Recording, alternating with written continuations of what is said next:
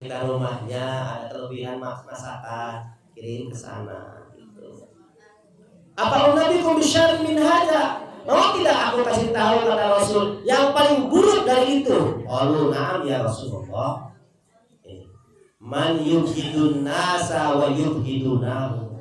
Yang buruk dari itu, lebih buruk dari itu orang yang membenci manusia, dia pun dibenci manusia. Kita kalau yang kita benci siapa dalam hidup ini? Artinya gini loh, yang dibenci itu kalau dia mau damai kita nggak mau gitu, kita benci berarti. Kita mah netral kan? Ada orang yang musuh kita tahu sih namanya tersebut ke orang kan netral setelah ini datang, Bu saya minta maaf ya, oh sama-sama Bu, nah itu orang baik berarti nggak benci, nggak dendam. Tapi kalau Bu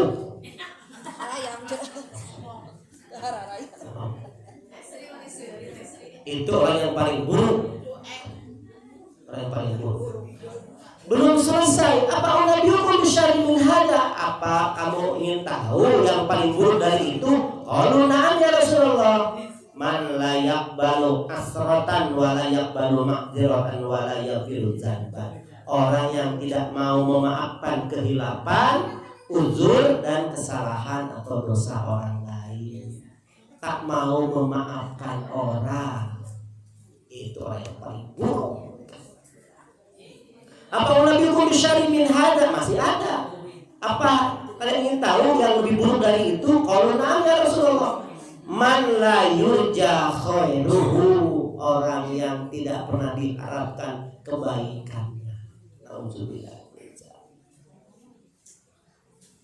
Orang yang tidak pernah dirasakan oleh orang lain kebaikannya.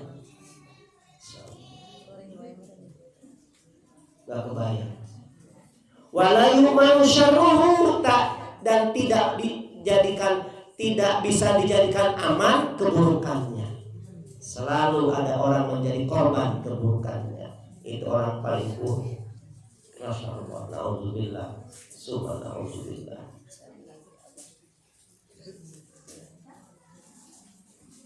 Di sini ada nasihat dari Nabi Isa alaihissalam kepada Bani Israel. Apa nasihatnya? Ya Bani Israel, la tatakallamu bil hikmah indal juhal fatadallamuha. Jangan memberikan hikmah ilmu kepada orang bodoh. Karena apa? Karena kalian akan dizalimi.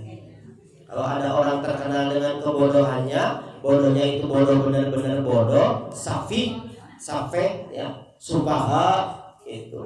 Maka seperti dalam Al-Qur'an, sawaun alaihim a'andartahum am lam tundirhum la yu'minun. Orang sumpah sampai dinasihati juga gak ada gunanya, mau nerima. Makanya dalam Al-Quran Allah juga menegaskan sawaun alaihim, sama saja buat mereka orang safi itu. Bodohnya bodoh benar-benar bodoh itu. Bodohnya itu.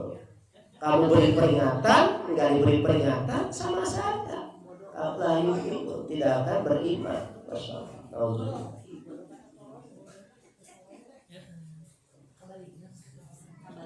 Ada 3 pokok permasalahan kata Nabi Isa alaihissalam.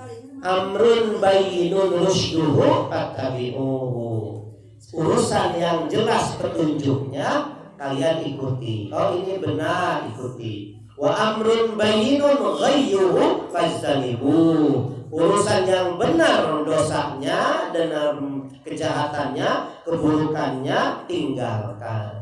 Wa amrun ukhtulifa fihi farudduhu ilallah. Dan urusan yang diperdebatkan masalahnya kembalikan kepada Allah Subhanahu wa ta'ala. Nah, ini gambaran-gambaran bagaimana sifat orang penghuni surga dan sifat orang penghuni neraka. Hadirin jamaah yang dirahmati Allah Subhanahu wa ta'ala, terakhir ada hadis yang terkenal yang dicantumkan di sini oleh Imam Al-Qurtubi rahimahullah ta'ala. Ini pengingat buat ibu-ibu jamaah.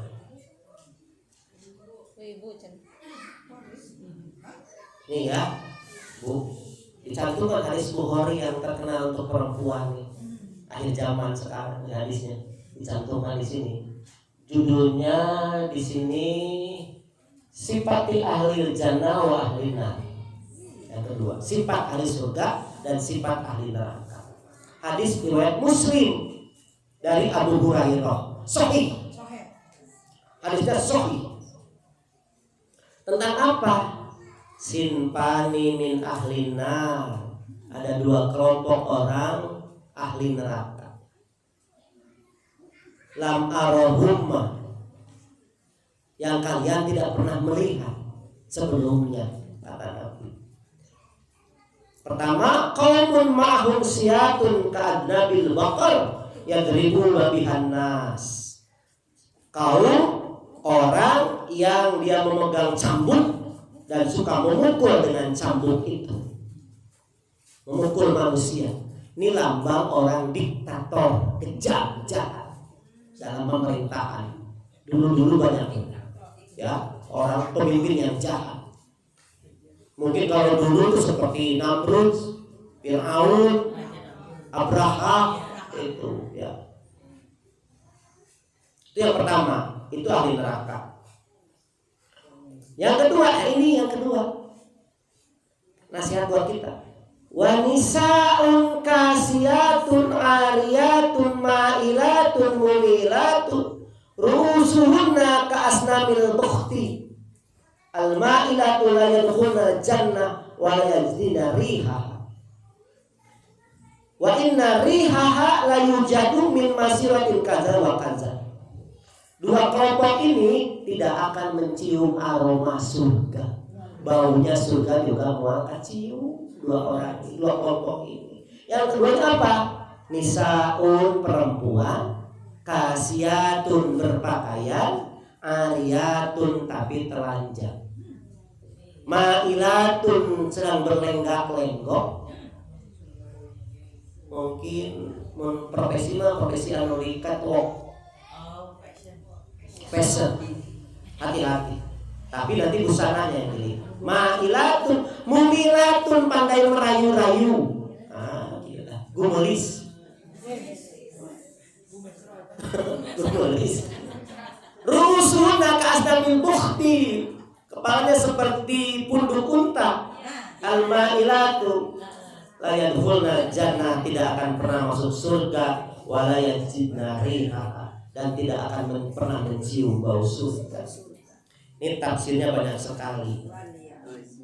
Makanya Sim Abdi dulu sama Ustadz Ade Mumunajmudin, Sim Abdi kapuput di bareng sama Abdi dulu di Bojong Rangkas ngisi pengajian. Sim Abdi sama Ustadz Ade Mumunajmudin ketemu pertama kali dengan beliau saat itu tahun berapa di Sim Abdi ketemu Anjana ngisi, Abdi ngisi. Anjana lalu nyampaikan pertama Ustadz Ade Mumu, kemudian Abdi. Ini nyata kenal sama Ustadz Ade Mumu. Karena dulu tidak terlalu kenal ya kita tidak.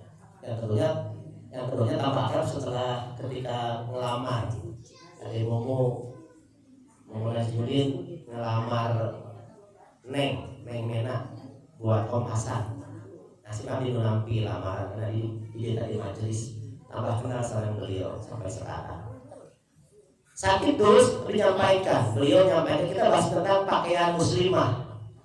Ketika sudah selesai ngaji, ngobrol sama Ustaz Ade. Gitu.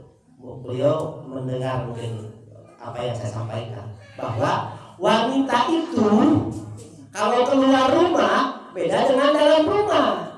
Kalau dalam rumah boleh nggak wanita dalam rumah pakai celana panjang yang merecep gitu, legging, boleh di dalam rumah. Jadi perempuan itu kalau keluar rumah, yang dilarang itu bukan apa yang dipakai, bagaimana penampakannya, bagaimana penampilannya.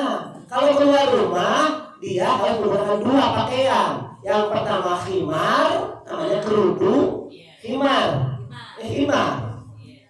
Yang kedua jilbab. Nah ini gamis, dua bajunya itu. Kalau keluar rumah, nggak ada yang lain. Kalau keluar rumah silakan saja gitu, dua itu sampai gitu. Ternyata Ustaz Adek sepertinya baru ngeh gitu maksudnya. Ada pembahasan itu dalam Al-Quran di An-Nur 31, Al-Ahzab 59. Tapi beliau menerima. Luar biasa Ustaz. Luar biasa. Gitu. Artinya beliau terima bahwa pakaian muslimah yang terbaik itu ya itu. Boleh nggak pakai rok? Boleh, masih syar'i. Sama seperti masih An-Nur 31, 33, 33 kalau salah. Masih asal tidak Sukordowi menjelaskan seperti ini. Di sini bahas nih. Tidak tipis, tidak mencetak, tidak seperti orang berpakaian seperti kayak lemon, kayak leput.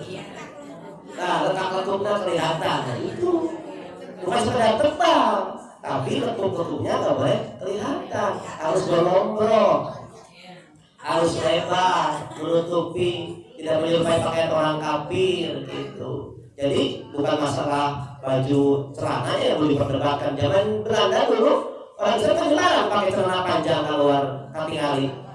Miru-miru orang Cina, gitu pakaiannya tidak masalah. Kalau pakaian ini madaniyah, bentuk fisik, bukan hadoroh. Kalau hadoroh itu budaya, pemikiran, dalam bidang pemikiran. Kalau madaniyah bentuk fisik. Kalau bentuk fisiknya khusus seperti kerudung biarawati, nah nggak boleh kita pakai. Dan itu ciri khas mereka. Kerudung kita jangan seperti kerudung biarawati, nggak boleh. Makanya nggak usah dianeka-aneka dikreasikan, nggak usah kerudung mah. Ketika kata Allah, waliyadribna bikhumurihinna ala juyubihin, hendaklah para wanita mengulurkan kain kerudungnya ke dada mereka. Ya diulurkan, bu. Kalau dibelit-belit karena bohong, iya ulah. Itu udah menyimpang dari perintah Al-Quran dan hadis, ya menyimpang itu. Biasa aja kita mau dituduhkan supaya menutupi dada. Ini kan kehormatan wanita ketika tampil sempurna, gitu mungkin. Ini hadis yang dicantumkan oleh Imam Al-Qurtubi tentang sifat ahli surga dan sifat ahli neraka. Nauzubillah min dzalik ya. Itu maka yuk kita perbaiki apa yang ada dalam hidup kita, sisa-sisa hidup kita ini. Mudah-mudahan masih bisa mengejar mizan kebaikan kita, menutupi mizan keburukan kita. Gitu. Kita akan lanjutkan pekan yang akan datang, masih belum selesai tentang sifat ahli jannah dan sifat ahli neraka. Alhamdulillahirabbil alamin. Mudah-mudahan ada manfaatnya. Yang benar dari Allah Subhanahu wa taala, yang salah dari saya pribadi, mudah-mudahan Allah Subhanahu wa taala ampuni. Kita akhiri dengan doa kafaratul majlis. Subhanallahumma wa bihamdika asyhadu an la ilaha illa anta astaghfiruka wa atubu ilaik. Billahi taufiq wal hidayah. Assalamualaikum warahmatullahi wabarakatuh.